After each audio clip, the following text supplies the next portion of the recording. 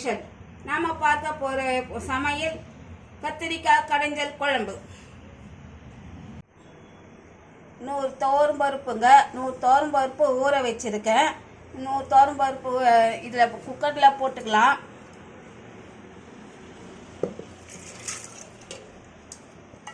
ஒரு அரை மணி நேரம் ஊறினா போதும். இந்த பருப்புலே வந்து இப்போ ஒரு பூண்டு உரித்து வச்சுருக்கேன். இப்போ ஒரு 8 பச்சை மிளகாய் வச்சுருக்கேன். மாங்காய் வந்து ஒரு பாதி மாங்காய் தோல் சீவி அரிஞ்சு வச்சுருக்கேன். ஒரு வெங்காயம் போட்டுக்கலாம். இப்போ வந்து பூண்டு இதிலே போட்டுப்போம். பூண்டு, பச்சை மிளகாய், மாங்காய், வெங்காயம், கத்திரிக்காய் ஒரு 1/4 கிலோ கத்திரிக்காய் சின்ன அரிஞ்சு வச்சுருக்கேன். இதில் நம்ம தண்ணி ஊற்றி அரிஞ்சு வச்சுருக்கோம். இதில் போட்டுப்போம். தக்காளி ஒரு 1/4 கிலோ தக்காளி அரிஞ்சு வச்சுருக்கேன். இதுவும் அதிலே போட்டுப்போம். இதெல்லாம் வேகிறதுக்காக ஒரு 2 டம்ளர் தண்ணி ஊற்றிப்போம்.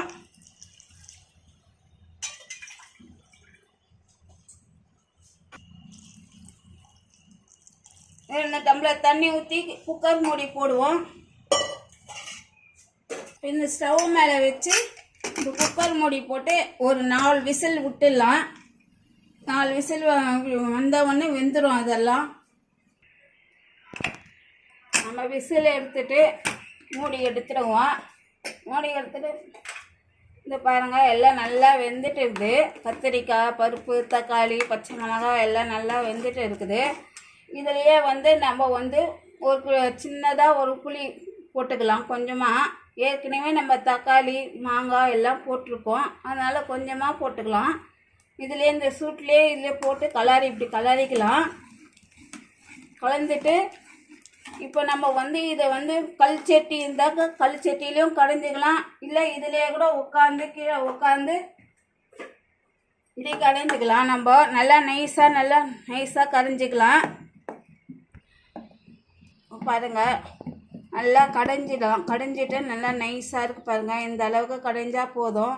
நீங்கள் கல் சட்டியில் கடைஞ்சாலும் இந்த மாதிரி இருக்கும். கீழே உட்காந்து குக்கர்லேயே கடைஞ்சால் இந்த மாதிரி கடைஞ்சிடலாம்.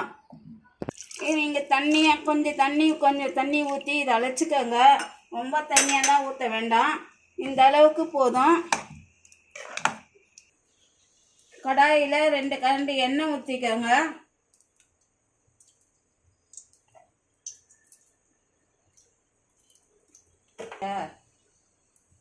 காஞ்ச பிறகு ஒரு 1/2 ஸ்பூன் கடுகு போட்டுக்கோங்க.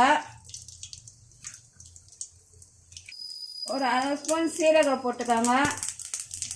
கடுகு சீரகம் பொரிஞ்சவொடனே ஒரு வெங்காயம் அரிஞ்சு வச்சுருக்கேன். இந்த ஒரு வெங்காயம் இதுலேயே போட்டுப்போம். காஞ்ச மிளகாய் எடுத்து வச்சுருக்கேன். 3 காஞ்ச மிளகாய் போட்டுப்போம். கருவேப்பிலை போட்டுக்குவோம். நல்லா பொன்னிறமாக வதக்கட்டுங்க.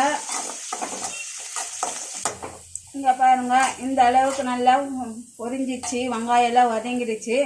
இந்த டைமில் நம்ம வந்து ஒரு சிட்டிகை பெருங்காயத்தூள் போட்டுக்கலாம். 1/2 ஸ்பூன் மஞ்சள் தூள் போட்டுப்போம். இது கொஞ்ச நேரம் இப்படி வதக்கிட்டு இப்போ இதிலே நம்ம வந்து கத்திரிக்காய் கடைஞ்சல் குழம்பை வந்து இதில் ஊற்றிக்கலாம்.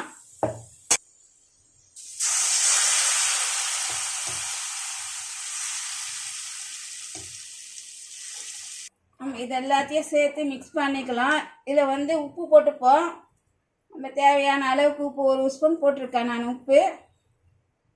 இது எல்லாமே கலந்துக்கலாம். ஒரு கொதி வரட்டும். ஒரு கொதி வந்த உடனே ஆஃப் பண்ணிடலாம்.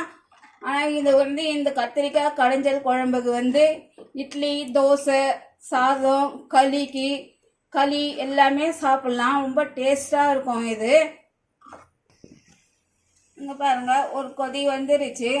இந்த ஒரு கொதி 2 கொதி வந்தாலே போதும். இது வந்து நல்லாயிருக்கும் கத்திரிக்காய் கடைஞ்சல் குழம்பு. இது வந்து உங்களுக்கு வீட்டில் நீங்கள் செய்து பாருங்கள். உங்களுக்கு பிடிச்சிருந்தாக்கா லைக் பண்ணுங்கள், ஷேர் பண்ணுங்கள், சப்ஸ்கிரைப் பண்ணுங்கள்.